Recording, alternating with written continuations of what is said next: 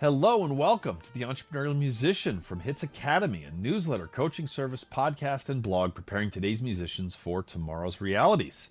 Today's episode is titled, You Know What They Say About Opinions. Thank you to Parker Mouthpieces for providing the hosting for TEM. Parker Mouthpieces offers fine, customizable component mouthpieces for horn, trombone, euphonium, and tuba, including the Andrew Hitz Artist Model Tuba Mouthpiece. You can find out more at parkermouthpieces.com or follow them on Facebook and Instagram.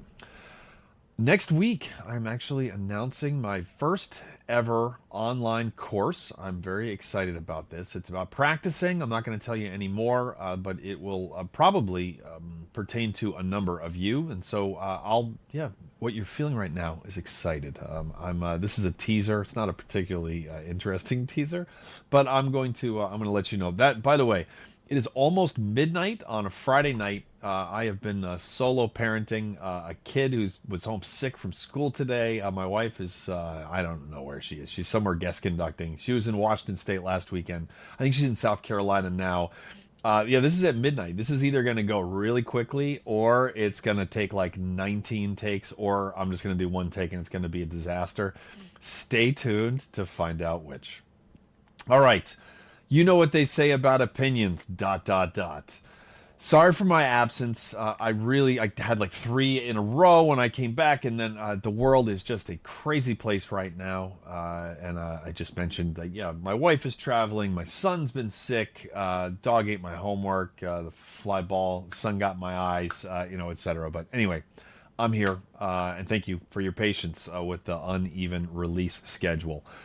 If you tell someone that you are starting some sort of a project, there are lots of people who will offer you advice with the best of intentions. This is almost always in the form of what their personal preferences are for whatever it is that you said that you were going to be making. Most people don't even realize that they are simply listing their personal preferences for said thing and labeling them as common knowledge, or saying that that's what most people prefer. That part is only one point of this week's episode, though. So before I move on to that second point, let's spend just a moment on that first one, because it is important.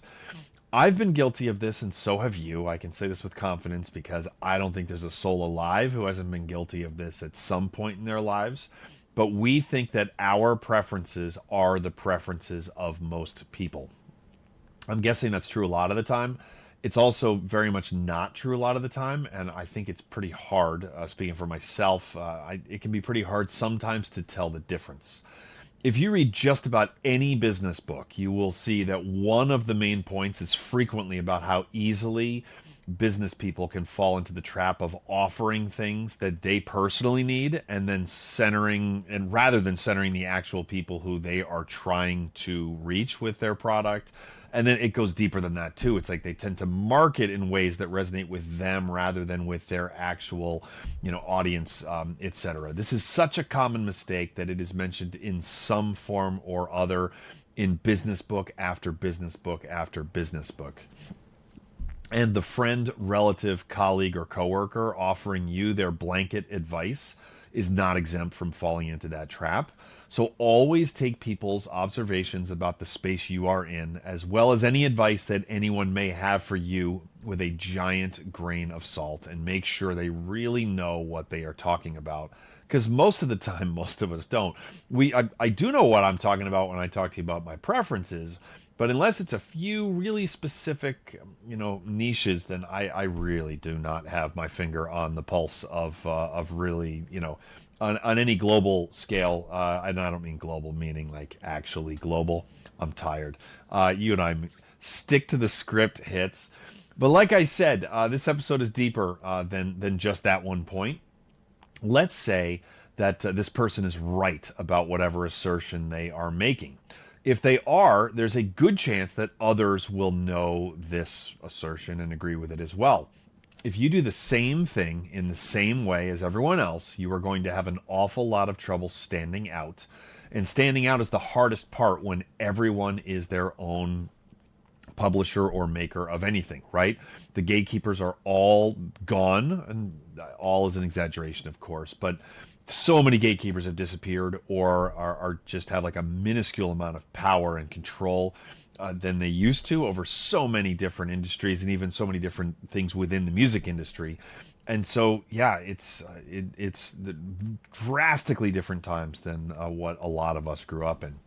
At the risk of sounding too meta here, I'm going to take podcasting as an example. It's just a really good example of various preferences that people have, and it's obviously in my wheelhouse, and I think I can make the point, illustrate the point that I'm trying to make pretty well by using that. I cannot tell you how many times I have heard people complain about hosts talking too long at the beginning of episodes before getting to whatever guest they are interviewing. Quote, no one cares about the dinner you ate last night when this is a sports podcast or something like that.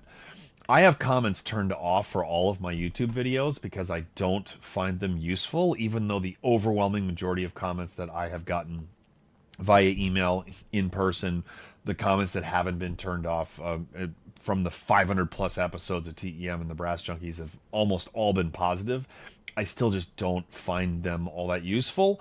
So I haven't turned off, but one TBJ video had them left on somehow, and someone left the comment, starts at 7:35, meaning that the interview started at 7:35. So this person was obviously frustrated that the first 7.5 minutes was just me and my co-host Lance LeDuc shooting the breeze about who knows what the hell we were talking about that episode. I am guessing that that listener was there only to hear whichever world-class artist we were interviewing that week. And if that's the reason that they were there, it can be a little or a lot annoying that two dudes who they've possibly never heard of are talking about something other than asking the guest that they're there to hear what mouthpiece they play on and how they approach playing bolero. So I'm actually here to tell you that that guy was right for him. We should have gotten straight to the interview if that guy was the target audience in mind. But the flip side of that is that I have heard over and over again how much our loyal listeners loved the banter between Lance and I. He sadly passed away about a year ago, thus the past tense. I wish there was a cooler story, like he was alive and we had like some sort of like a podcasting falling out, like, you know, like a power grab or something. Yeah, he would be smiling right now. But sadly, he's just no longer with us. I could listen to you guys talk about anything was a sentiment that we got with some frequency. That person making that comment is also right for them. So here's the question. Which one of those listeners is most likely to subscribe and to listen to every episode and tell a friend about the podcast? The person who was only there for a specific episode to hear Joe Alessi be interviewed, or the person who could listen to the hosts, the people that are actually there every week, not just once, talk about anything, and who also enjoys the guests? The answer is the latter person, and by a landslide. Some of the 200 episodes that I recorded with Lance of the Brass Junkies had intros that were pretty short. Others were famously not. Some even had the guest on live for the intro, where the guest just actually sat there. That we only did that with good friends, and then we would, read our ads, and then we would talk while the person just sat there waiting for us, right? So that, and sometimes they would kind of interject, and then we would tell them to stop because they were a friend and whatever. It only served to drag it on even more. So how many people do you think heard the podcast over the years and wish that we would just get to the damn interview? I bet the answer is quite a few people. But there were also countless people who came for a specific interview, heard us as hosts, and liked it enough that they came back for the next episode, even though the next one wasn't even their instrument. And we know this because we were told this. Those are the true fans that you can monetize and who do your marketing for you by telling others about it on your behalf. I don't care if you can get guests of the caliber of Joe Alessi or Mary Elizabeth Bowden. The truth is that just about anyone can get them if they ask nicely and if they have a show to appear on. So if you ask these guests, the same guests everybody else is getting, the same questions that everyone else does, in the same way, with the same lack of an intro, with personality, and without too much personality to your interviewing, almost everyone who drops in to hear Mary is not going to stick around afterwards because she was the only interesting thing in the episode, and she won't be on the next episode. It'll be a different guest. So even if most people want short intros, even if we accept that as true, which I have no idea if it is, but let's just say it is, Maybe you should stand out by doing long ones, or not. The point is, you have to stand out somehow. And the only way to stand out is to go against conventional wisdom in some way, or you are destined to blend in. The same goes for people saying that no one wants to hear a 90-minute podcast episode. Actually, many people with long commutes love long episodes and prefer them to listening to 6 15-minute episodes in each direction. Sometimes you just want to listen to one 3-hour podcast rather than 12 short ones when you've got 2 long flights or 2 long drives. The point is, there is no format, no length, no style, no tone that will make everyone happy. This goes for every single aspect of music as well, right? There is no format to a chamber music concert that everyone is going to love. And also, if you are a string quartet, sometimes you don't need to blend in. If you're good enough and you have a resume and people are just looking for the regular kind and they just want late Beethoven and they don't need any shtick on the mic and they don't need the show to have a title. It's just your string quartet playing Beethoven. Like, knock yourself out. But that plan is not available to most of us, and it wasn't available to that string quartet until it was. They had to put in a lot of time. So just figure out what works for you, and you have to be remarkable, right? You have to do something that is worth remarking about. Figure out what does that for you, and then lean in and ignore the almost always well-intentioned people telling you why you're doing it wrong. Because everyone has an opinion, and they are always right for themselves. But it is frequently not a recipe for standing out and for being remarkable. This week's quote is from the late, great Anthony Bourdain. Quote, "I'm very proud of the Rome episode of No Reservations because it violated all the conventional wisdom about making television. You're never, ever supposed to do a food or travel show in black and white."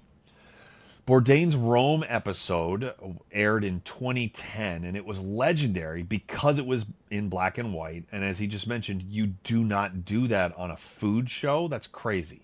But he did, and here we are talking about it 15 years later. I bet he had to convince some TV executives that he wasn't nuts, and I bet he probably had to fight some of them, because why would you do that? Why would you take the risk when he already has a successful show? He's going to a city like Rome. People are going to watch this no matter what. But I'm glad he did. He set an example for all of us on how to have courage and how to stand out. So shoot in black and white, or have a long intro, or do the opposite. Start your interview with the hardest question without even saying the title of it first. Just make it remarkable, which of course means worth remarking about. So thank you, Anthony, for showing us how it's done, and thank you to all of you for listening. This actually went better than I thought. I stumbled a little in the middle there, but this went better than I thought it was going to be for midnight when I was up in the middle of the night last night with my kid with a 102-degree fever. So anyway, I'm going to stop talking before I mess this up and require a bunch of editing on the backside. That would be a serious own goal. Thank you so much for listening, and I really appreciate all of you, and I will see you next week.